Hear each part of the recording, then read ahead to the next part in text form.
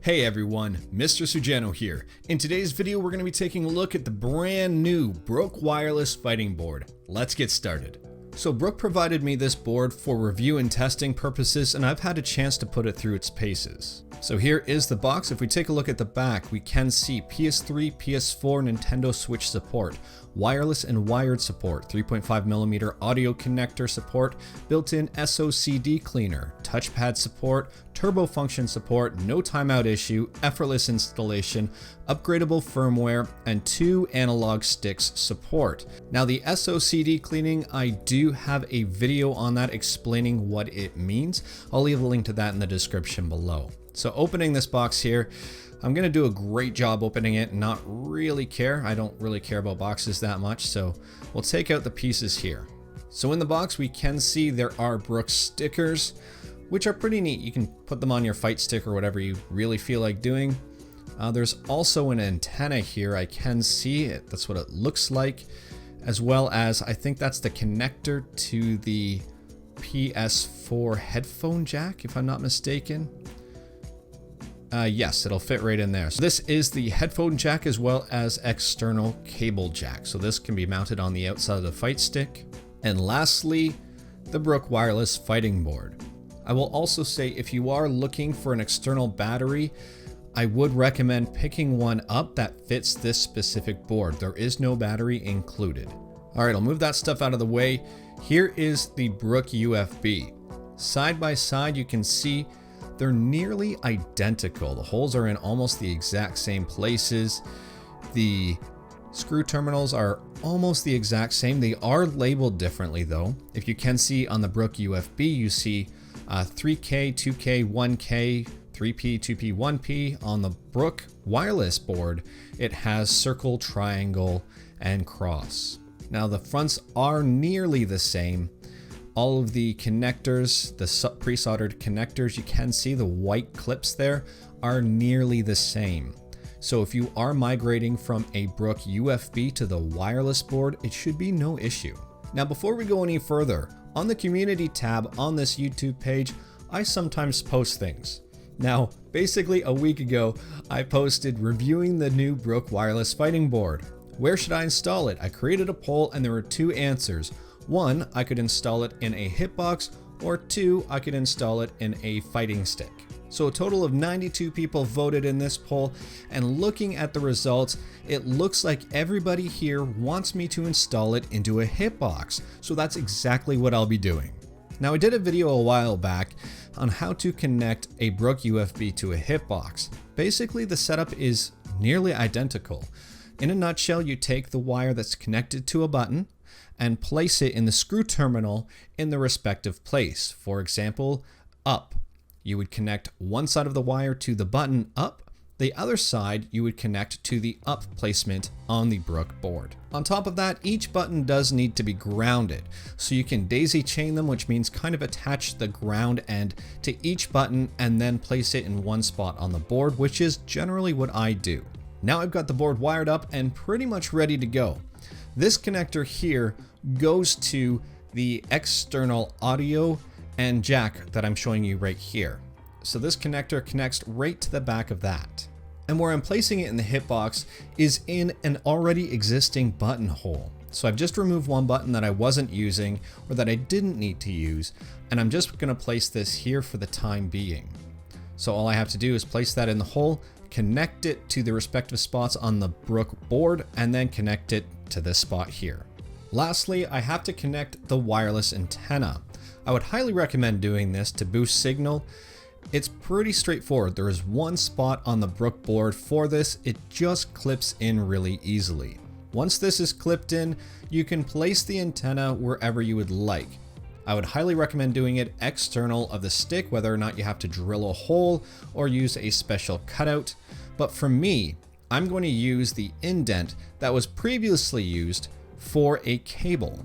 So here's the cable mount that you can see. I'm just going to place the antenna right in there. Now you can see it sits almost flush on the hitbox. This works out very well for me. Whether or not the hitbox now, because the hitbox is metal, so I'm not sure if the hitbox is going to amplify the signal strength, considering it is metal on metal, or if it presents a risk for shorting if, for example, a shock were to hit the hitbox. I'm not sure at this point, and I'm not too concerned. All I know is that I could insulate this hole with some electrical tape so it wasn't metal on metal if I didn't want it to be, and that wouldn't really be an issue at all. Now, to mount the board to the fight stick, you can use official PCB mounts. I'm just using some 3M Velcro strips. It's really up to you. You can do anything you'd like. You could even use crazy glue if you feel like that, or even a glue gun. Now, this terminal here is where you can connect a battery.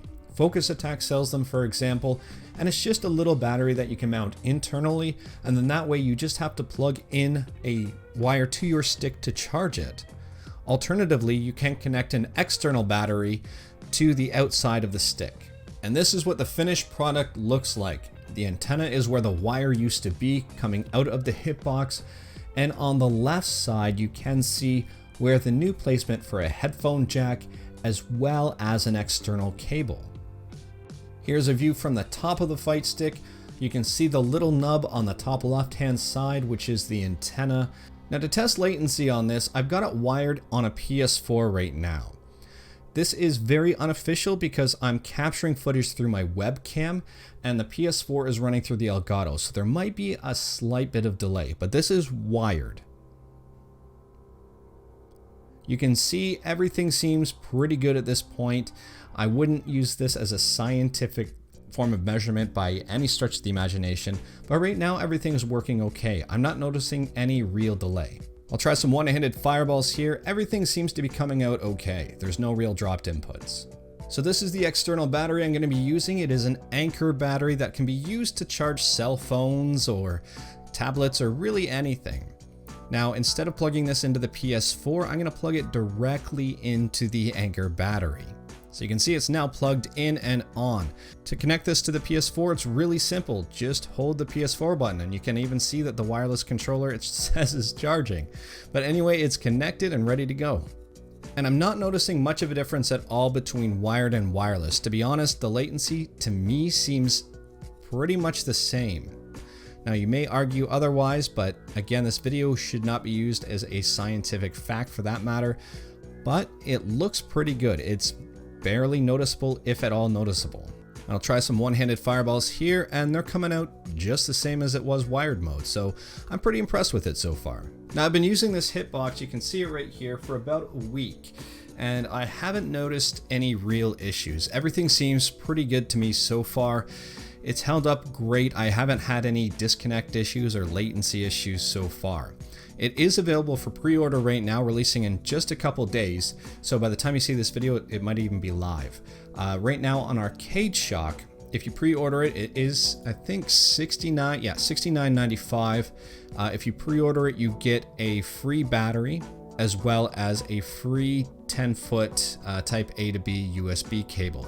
So the battery is what I was talking about earlier. If you want to mount it inside, and then you just have to charge the fight stick just through this little external thing here.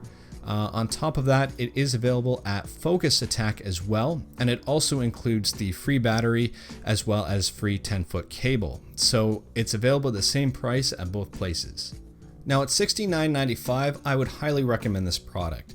I would recommend it if you're looking for a new board for your fight stick or hitbox, whether or not you need wireless. And I'd recommend it because it does PS3, PS4, and Nintendo Switch. Now, in terms of multi-system compatibility, it doesn't do everything the Universal Fighting Board does, the Brook UFB, but on the flip side, this is $69.95 as opposed to, I think the UFB here is $94.95, so you save a few bucks. You can use this, pair it to PS3, PS4, Switch, make it wireless if you want to for home use. If you're using tournaments, it has a wired option, so there's nothing to worry about there. On top of that, it does come with a lot of accessories, so it does already come with all of the cabling that you need, the antenna, the external headphone jack, as well as external Type B connector. And if you pre-order it, you get the battery and cable. So in my opinion, it's well worth it. Anyways, if you liked the video, leave a like. If you didn't like the video, Leave a like, hit that subscribe button, check out my other videos. Let me know what you think about this wireless fighting board in the comments below. If you have any questions, I'll do my best to answer them. Thank you everyone. Take care.